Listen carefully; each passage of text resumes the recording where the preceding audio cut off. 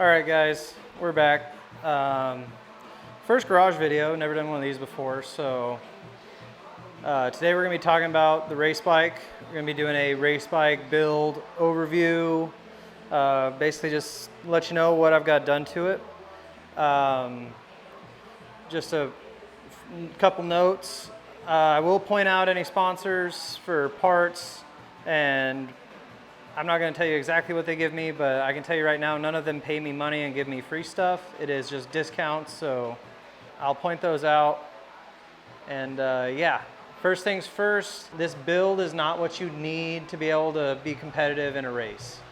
I would say that this is one of the more competitive bikes in the paddock for CMRA. Let's get started. First things first, let's talk about the brakes. So we've got the Brembo RCS 19. Let me grab a flashlight. I also never really uses gimbals, so I apologize if I'm not very good with it. So first things first, Brembo RCS 19. Kind of your standard master cylinder. They have the Corsa. I don't have that one, but I really do like this. It gets me stopped really well. Then we've got the Cormoto brake lines. You can see down there, Cormoto brake lines. On those we have DP X-Race titanium pads. Turn the bars a little bit. So we have the DP X-Race titanium brake pads in there.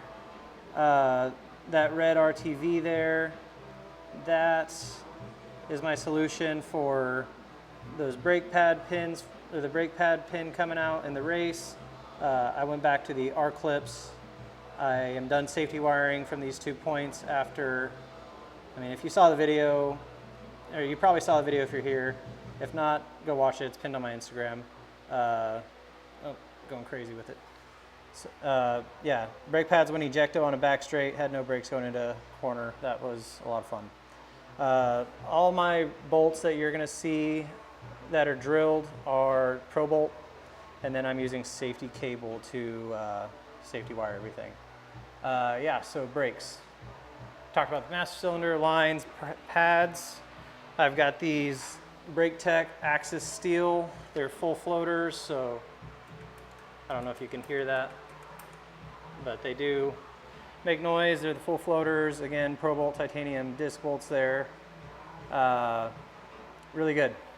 I mean, I think it's a great setup, and if it were me, I would say if you're wanting to build a race bike, brakes are a great place to start.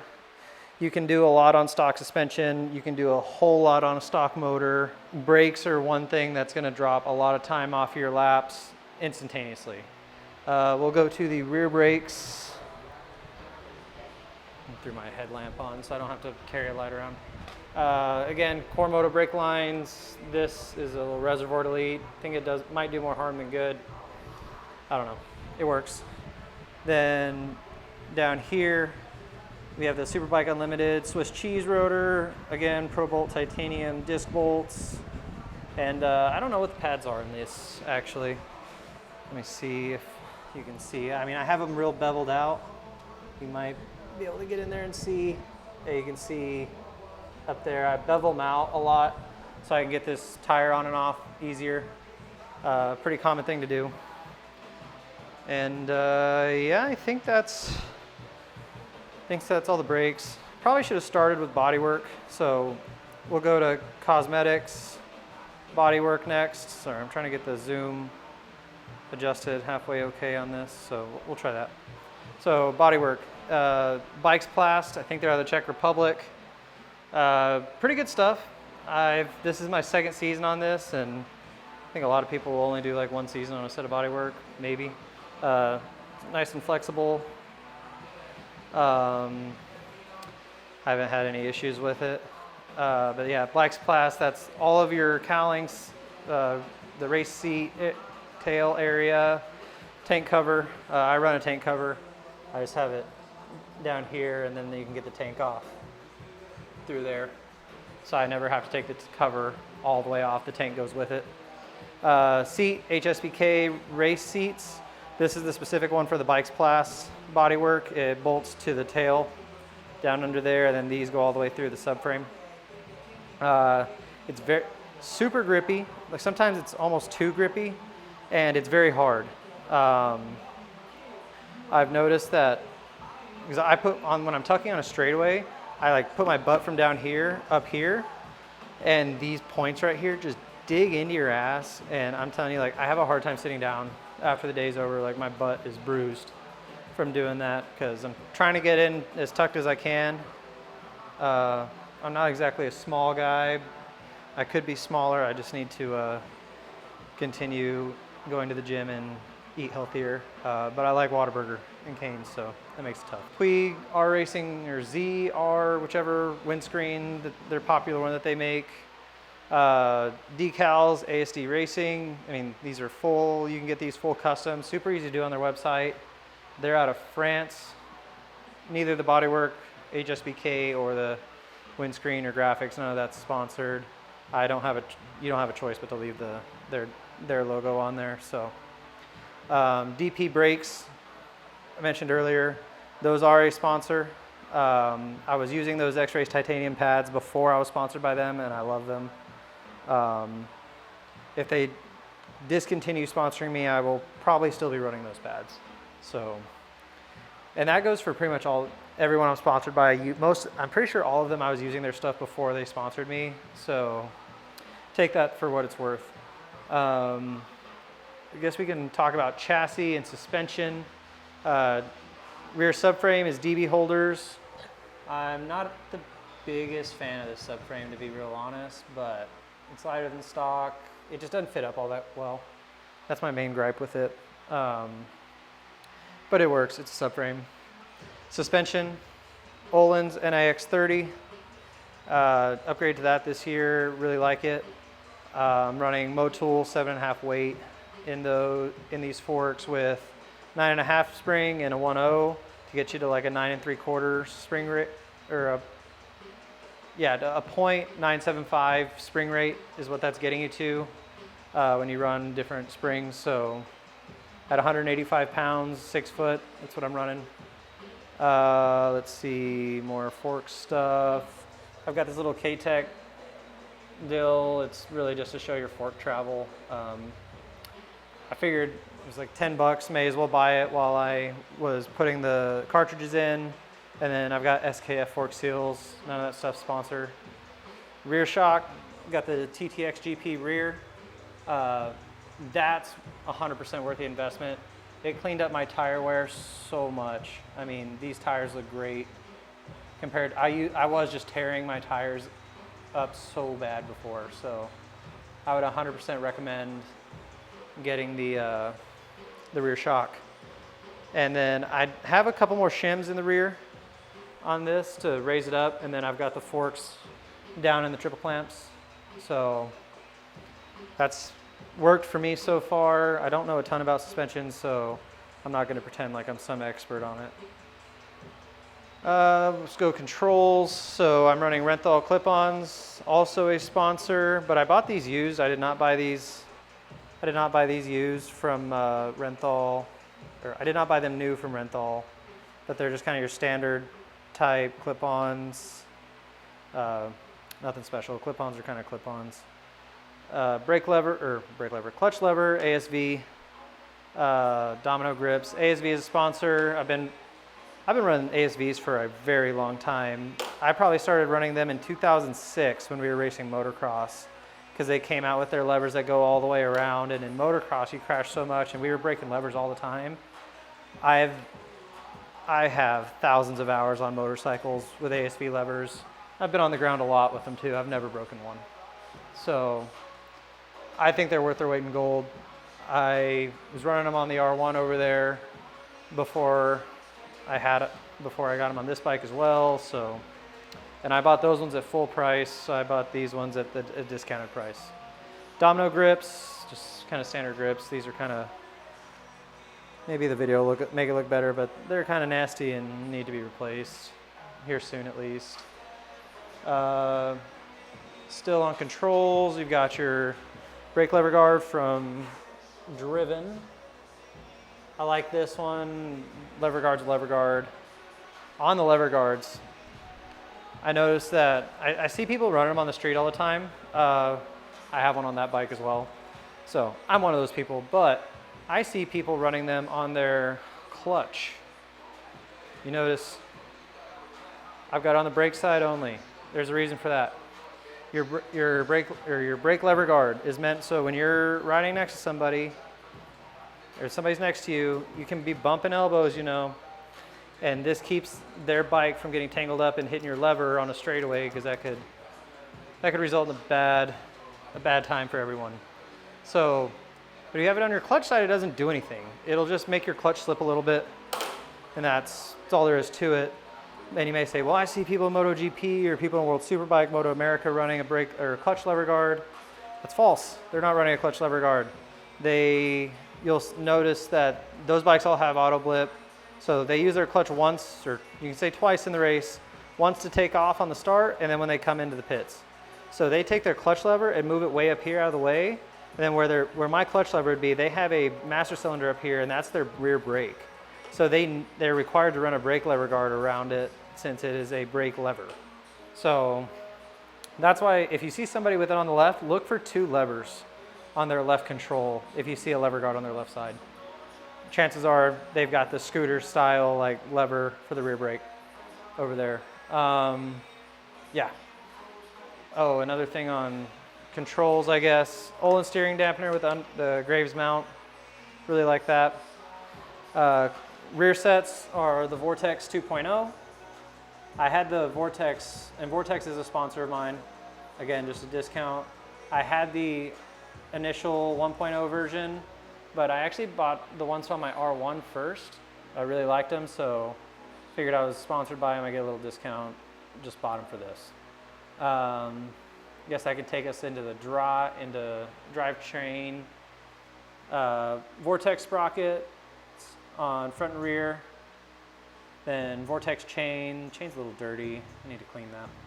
And then I got this off of eBay. I don't know if it is branded, but it's a billet aluminum case guard. So if your chain breaks, hopefully it won't be going through my block and it'll be tearing this up a little bit, but hopefully that doesn't happen at all. But that's pretty cool. I don't see that on many bikes, so if I can find a link, I'll drop it in the description, but I really like that. Light Tech chain adjusters and Pro Bolt axle nut. You see that on a lot of these bikes. Like I said, Vortex 2.0, I really like how you can adjust those. I will be having those on all of my bikes, which I have it on all 2 of them right now, so, but if I have any more, those will be on there. Let's see, is there anything else for controls? I don't really think so. So I got clip-ons, the rear sets, that's about it. I guess we can talk about, we'll go electronics actually. So electronics, I do have the full Woolwich Racing system on this. So that is the Woolwich tuning, so I can flash and tune the ECU. Then auto tune, so basically that's this O2 sensor here. It's going up to a log box, which is logging all the AFRs, the actual AFRs while I'm on track.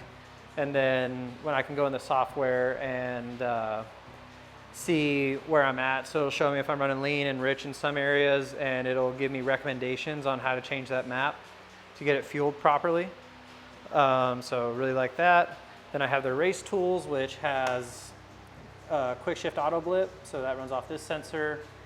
And then, so yeah, clutchless up, clutchless down, super nice. I'm a real prima donna and I couldn't ride a bike. If you put me on a ZX6R, I would go a lot slower because I've all but forgot how to downshift very, very well. More electronics, Apex Technology, Apex Designs, I forget the name. Left button pod, so TC up, TC down. Then this is for your pit speed limiter and your blip warm-up assist. Let me zoom this in a little bit. So that's for your blip warm-up assist. Over here I've got the Woodcraft race switches, so I mean, they just do the same thing as The stock ones, they're just metal, a little more durable. You don't have to drill a hole in the bar like you do with the stock ones. Domino throttle, that's the quick turn. Really like that. Is there any other electronics fanciness that I have on this? I don't think so. Oh, if you have an R6, let's see if I can get a good view. You'll notice that you probably have like a fuse box and a whole bunch of crap up in here, and I don't. Got a race harness in this bike, so it basically does not have any of your light connectors or just any of the connectors that you don't need for making the bike run properly. It doesn't have that, so it actually dropped a decent amount of weight off the harness, which I've got enough weight on my belly that talking about weight's kind of pointless for me. So, but it's still neat. FTCU ABS delete. That's super nice because the R1 takes the exact same one. So I only have one. I just switch it back and forth between bikes. I mean, like I don't even have the seat on that because I took it out to put in the race bike. Let's see. So that's a lot of it. I don't really think I have any other electronic stuff going on with this. So I guess you can talk engine performance. Cooling system, I've got the Samco radiator hoses. They're kind of hard to see. Maybe I can see it through the, no, not really. You can kind of see some of the red back there. And then you can see this one up here. So Samco radiator hoses, don't know if those do a whole lot, but I like them. They're definitely gonna hold up in a crash better than the aluminum, like the metal pieces will. So that's nice. I have the Graves. You can see it back in there. Maybe the gimbal's not really working right, or I just don't know how to use it. I've got the Graves radiator cap on there, and then fluids. I run this stuff here, this ice water. It's a glycol-free additive that you put into distilled water. It's really just to prevent corrosion. I don't know if it has any cooling properties, but it is designed for racing. So Engine Ice is a sponsor. I get that stuff discounted, which is why I've got as much of it as I do over there. More cooling, thermostat. I gut out the thermostats on the race bikes. You don't take the entire thing out and just run it without it in there. You take the mechanical piece out of the center, because A, that's a failure point that you don't need, and two, even when it's wide open, it's still more restrictive than that middle piece not being in there. You want to leave the housing, because if you run it too wide open, you're essentially getting too much flow. And the way I understand it is your coolant doesn't have enough time to cool in the radiator. It goes through it too fast, and it's going back into the engine hot, as opposed to going back into the engine cool to keep it cool. So yeah, it's cooling. I guess power. We'll start with the exhaust. It's just a 3/4 exhaust. Stock headers. And then the M4 Y-pipe, M4 muffler. I'm not sponsored by M4. I would like to be next year, so if I am, I'll get the full system on there. If not, my bike's plenty fast as it is. I don't think it's I don't think it's gonna make the difference in me passing the next person or not if I have the full system over what I have. So I do have the cats completely gutted out of it, so there is nothing restricting it besides the muffler itself, which I'm never going to put a straight piped system with no muffler like that Acra megaphone one that you'll see on some people's bikes. I think it's loud and obnoxious, and I doubt it has a lot of performance properties to it. I think I've got a K&N race air filter in this. Obviously the ECU's tuned with the Woolwich stuff. Oh, more motor stuff. Woodcraft case covers, I really like these. These pucks are replaceable. So you go for a slide, wear them down. It's like 10 bucks or 15 bucks for a new puck. I've got the valve timing, the cam timing cover, or whatever you want to call it over here. I really like those. Not sponsored by Woodcraft. It does have a super stock build on it, so I would say that's pretty common. I would say that the build on it is pretty common. but we'll kind of run through it a little bit. Essentially, thin head gasket, which equals more compression, more power. I have ARP head studs on it, which doesn't create more compression, but it keeps the rod bolt or the head bolts from stretching, which means the compression is going to stay more consistent, which is good. Valve seats, we clean those up, basically resurface the valve seats and lap the valves. That's going to ensure that there's no gaps and that your valves are closing all the way and keeping all the compression in the combustion chamber. Again, more power. We degreed the cams. So you put adjustable cam sprockets on there. That's a whole process that takes a lot of know-how, honestly. I would definitely have somebody help you. There's videos out there, but I haven't found a great video on cam degreeing, and I don't think I could make one either, because you do have to really know what you're doing in order to explain it well. And my buddy Eddie over at Performance Engine Works and we can do it, and he does do it, but explaining it is a heck of a lot harder than doing it, if that makes sense. Try to think if I have anything else done to the motor. I think that's it. Stock clutch, whole bottom end is stock. Like, so pistons, rods, bearings, all that stock. The piston rings are new in this after I rebuilt it because I blew it up. Blown up heads over here, actually. You can see, let's see if I can get the light. Yeah, it's pretty torn up. So that's not cool. I might see if I can find somebody who can weld that together. Let's see. Baby's sleeping. Very nice. Very nice. While I'm out here making a video in the garage. So yeah, I think that's about it for the motor. I mean, there's not a ton to it, but it doesn't take much to make a lot more power in these things. So fluids I'm running, I run 300V in the race bike, 7100 in the street bike. If I took the street bike to when I take the R1 to the track, I may put 300V in it. But I will say I've seen, it cracks me up. I see bikes on Facebook Marketplace all the time, and it'll say Motul 300V for every oil change, changed every 3,000 miles. And I immediately know that that's a bike that I want to avoid like the plague, because 300V is not meant for that. It is a racing oil that is meant to go a short period of time and perform very well in that short period of time, whereas 7100 is still a performance oil, but it's meant to last, you know, for kind of your regular maintenance intervals.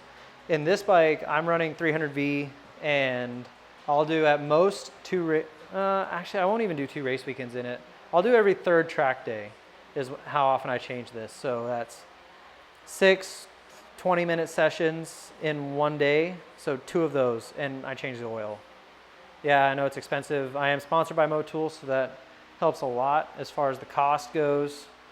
But I ran the stuff before I was sponsored by them, and I'll continue to run it even if they quit sponsoring me, because I think it's the best you can buy, and oil's cheap, motors aren't, so words to live by if you ask me. Another thing, NGK. I am sponsored by NGK, but I did so much to this motor. And it's a monster compared to what it was last year when it was bone stock. The mid-range is crazy. Like all the way across the rev range, this bike is so much faster than it was last year. But I have, going crazy with the gimbal again. I run these plugs. There's the part number if you want to look into them. These are stock plugs in there because these are in the bike. I took the stock ones out and put them in that box. But I really think those plugs are making a difference. Go look up the part number and let me know what you think. I wouldn't buy those if I wasn't sponsored, because they are so, well, actually, I take that back. I wouldn't have bought those to begin with if I wasn't sponsored, because they are so expensive. I wouldn't have been able to justify that, but after running them, if NGK doesn't sponsor me next year, I'm probably buying another set, even though I think they're upwards of like $85 a plug, and you need 4 of them. So those in there, I really think they make a difference in how the bike runs. So But yeah, I am sponsored by him too, so take it for what you will. If I build the R1 out to be a track bike, it'll have the ones that the kit manual calls for, which are probably the same ones, or just, you know, for whatever size the R1 is. So I think that's just about it on the race bike. Tires, it's dependent on the weather and where I'm at. Both the rounds I've ran this year, SC2 front, SC1 rear. That's SCRC, South Central Racing, South Central Race Center. I all of a sudden don't know the acronym, but yeah, Chris over there, super great. He gets everyone in the paddock hooked up with these things, and I've never ran anything but Pirellis, but I have no reason to switch. I have not had any issues. I always feel confident on these tires, so yeah. That's the race bike. I don't think there's anything I missed. If I did miss it, it's probably not too important. So, or actually, one more thing. Quick story time. This is actually a 2011, the frame. So I'll put a picture up. This is what the bike looked like before its current state. I built it as a 2008 to 2016 bike and blew the motor up immediately after like second session on track ever. And so we were rebuilding it, and I ended up just buying a new gen motor, which is the 17 Plus, because I knew you could run that off of the old gen electronics. And then I went ahead and just bought all the other stuff for this bike to make it a true new gen. That was a mistake, don't do that. If you want a new gen, just sell what you have and go buy one. I spent way too much money doing this, because a lot more changed than I thought did. For example, wheels are different, swing arms different, motors different, wiring harnesses different, ECUs different, tanks different, fuel pumps different, gauges are different, forks are different, triple clamps are different. Your whole triple clamp, not just the top piece. Top piece is actually the same, or it'll work, but your lower triple clamps are different. Throttle bodies are different. Rotors are different for the front, same for the rear. Sprockets are the same. Subframe's different, fairing stays different, bodywork's obviously different. All your tank mounting stuff and your seat mounting stuff, all that's different. The only things that are the same are like your cooling system, your exhaust, clip-ons, rear sets, air box. That's it. I basically built an entirely new bike from scratch. So the frame is the same. That's about it. So do not do what I did. Just buy one if you want one. I know they're expensive, but it's way more expensive to do what I did. So anyways, now I think we're done after the little story time. Hope y'all like this more garage style content. I'm considering doing some like install videos and instructional type stuff, and maybe some more of me just yapping like this. So if you like it, like the video. If you don't like it, dislike the video and leave a comment as to why it wasn't any good. And yeah, I think that's it. I hope you liked it. We'll catch you in the next one. Thanks, everyone.